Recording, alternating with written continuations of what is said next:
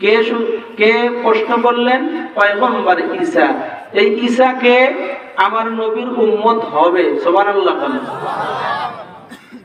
হযরত ঈসা পয়গম্বর বলতেছেন, আল্লাহর বান্দা, ওগো যুবক,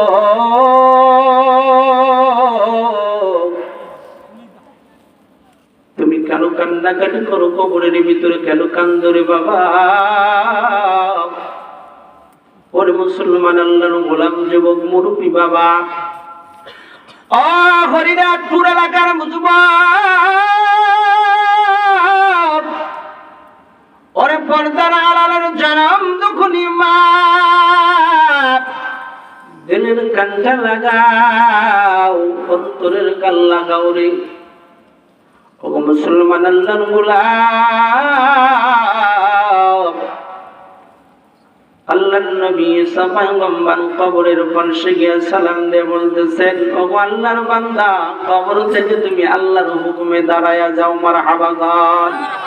এই আওয়াজে মানি না, আরো একটু জোরে আওয়াজ দিয়ে বলেন আলহামদুলিল্লাহ।